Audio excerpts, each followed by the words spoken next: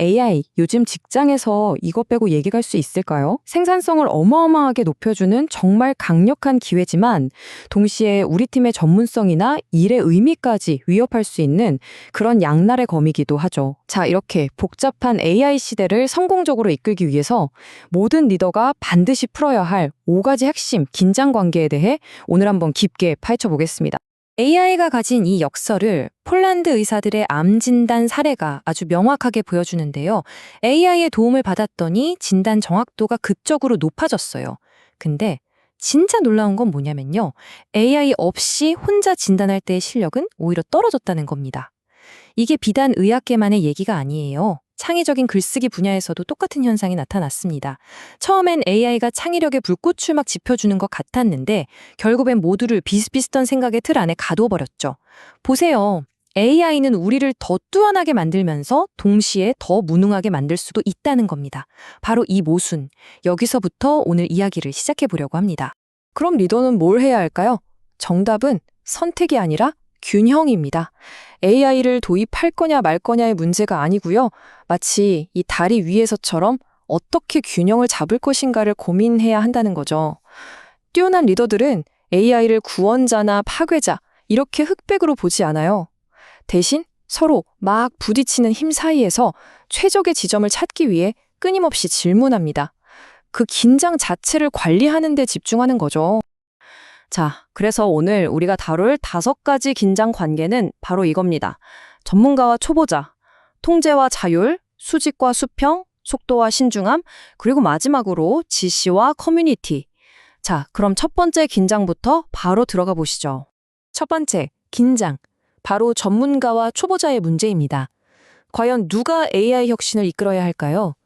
AI 덕분에 이제 몇 년은 꼬박 배워야 했던 전문 기술을 초보자도 몇 시간 만에 그럴싸하게 흉내낼 수 있게 됐거든요.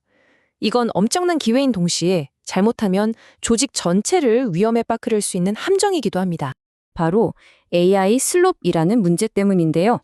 이게 뭐냐면 겉보기엔 멀쩡하고 그럴싸한데 자세히 뜯어보면 논리가 엉망이거나 깊이가 하나도 없는 그런 결과물을 말해요.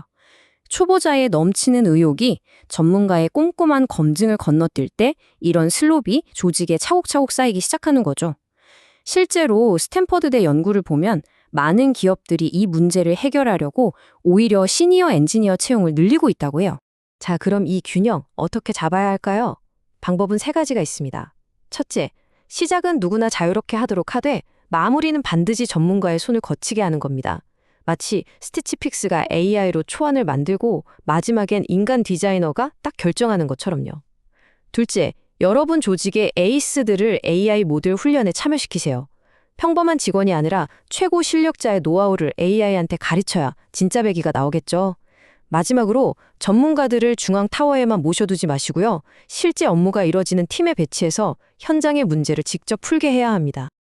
자, 2번째 긴장으로 넘어가 볼게요. 바로 통제와 자율성의 문제입니다. AI 도입, 이걸 중앙에서 강력하게 통제해야 할까요? 아니면 현장에서 자유롭게 실험하도록 그냥 풀어줘야 할까요? 모든 조직이 AI 앞에서 마주하는 아주 오래된 딜레마죠. 보시는 것처럼 양쪽 다 장단점이 너무 뚜렷해요. 중앙에서 모든 걸 꽉 쥐고 있으면 위험 관리는 쉽지만 혁신의 속도가 죽어버립니다.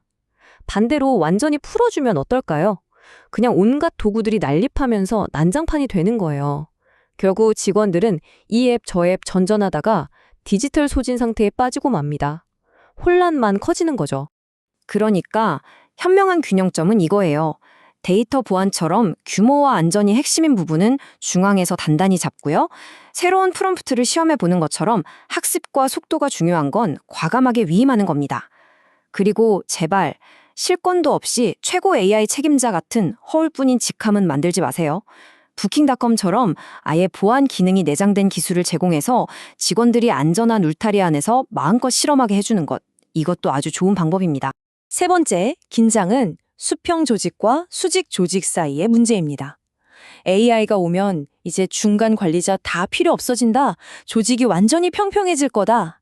이런 말 정말 많이들 하시죠. 과연 그럴까요? 조직은 무조건 평평할수록 좋은 걸까요? 정답은 아니오일 수 있습니다. 자, 이 슬라이드를 한번 보세요. 숫자 7. 이게 대체 뭘 의미할까요? 바로 다음 슬라이드에서 그 비밀이 밝혀집니다. 이건 전 GM의 최고인사 책임자였던 마이클 아레나의 연구 결과인데요. 관리자 한 명이 제대로 감당할 수 있는 직속 부하 직원의 수가 최대 7명이라는 겁니다. 이 숫자를 넘어서는 순간 관리자는 하루 10시간 넘게 일해도 허덕이기 시작하고요. 결국 팀 전체의 성과를 가로막는 경목이 되어버립니다. 무작정 조직을 평평하게 만들다간 오히려 조직 전체가 마비될 수 있다는 강력한 경고인 셈이죠. 그래서 조직 구조를 바꾸기 전에 우리 팀의 일이 어떤 종류인지부터 파악해야 합니다. 여기 아주 유용한 기준이 있는데요. 바로 헤즈다운 업무와 헤즈업 업무입니다. 코딩처럼 혼자 깊게 몰입하는 헤즈다운 업무가 많다면 AI의 도움으로 관리자가 더 큰 팀을 맡아도 괜찮아요. 하지만 전략회의처럼 여러 사람과 머리를 맞대야 하는 헤즈업 업무가 대부분이라면 관리자가 조율에 집중할 수 있도록 오히려 팀을 작게 유지하는 게 현명합니다. 네 번째, 긴장입니다. 바로 속도와 신중함 사이의 줄다리기죠. 요즘 다들 AI 경쟁에서 뒤처질세라 정신없이 전력 질주하고 있잖아요. 하지만 진짜 실력은 무작정 달리는 게 아니라 언제 엑셀을 밟고 언제 브레이크를 밟아야 하는지 아는 데서 나오는 법입니다. 스탠퍼드 디스쿨의 페리 클리반 교수의 이 말이 정말 뻘을 들입니다. 과거 창업가들은 내 아이디어라고 했지만 지금은 이 아이디어라고 한다. AI로 아이디어를 너무 쉽게 얻게 되니까 그 아이디어를 내 자식처럼 여기고 끝까지 책임지는 주인의식이 희미해졌다는 아주 날카로운 지적이에요. 때로는 의도적으로 멈춰서서 깊이 생각할 시간이 필요한 거죠. 그럼 어떻게 해야 이 AI라는 화려한 포장지에 속지 않을 수 있을까요? 제가 아주 간단하면서도 강력한 방법을 하나 알려드릴게요. 바로 AI 잔여물 테스트입니다. 어떻게 하냐면요. 어떤 제안서든 AI랑 관련된 있어 보이는 유행어들을 싹 지워보는 거예요. 그리고 남은 걸 읽어보는 거죠. 만약 아무런 알맹이가 없다? 축하합니다. 그 제안서는 바로 휴지통에 버리셔도 됩니다. 여러분의 소중한 시간과 돈을 지킨 거예요. 자, 드디어 마지막 5번째 긴장입니다. 바로 지시와 커뮤니티의 문제인데요. AI라는 이 거대한 변화, 리더가 위에서부터 강력하게 밀어붙여야 할까요? 아니면 직원들 사이에서 자발적인 움직임이 퍼져나가도록 기다려야 할까요? 데이터를 보면 답이 좀 보이는 것 같아요. 관리자가 AI 툴을 쓰면 팀원의 사용률은 2배로 뛴다고 합니다. 확실히 리더가 먼저 움직이는 탑다운 방식이 효과가 있다는 증거죠. 근데 여기서 멈추면 위험합니다. 위에서 너무 강하게 누르기만 하면 직원들은 실제로 일을 바꾸는 대신 그냥 쓰는 척만 하는 형식적 수능의 늪에 빠지게 되거든요. 그래서 진짜 현명한 리더는 지시를 하는 게 아니라 오케스트레이션, 즉 조율을 합니다. 첫째, 모든 회의에 AI 타임을 넣는 식으로 AI를 업무의 자연스러운 리듬으로 만드는 거예요. 둘째, 얼마나 많이 로그인 했냐가 아니라 그래서 비즈니스에 어떤 도움이 됐냐를 측정해야 합니다. 허수가 아닌 실질적인 임팩트를 봐야죠.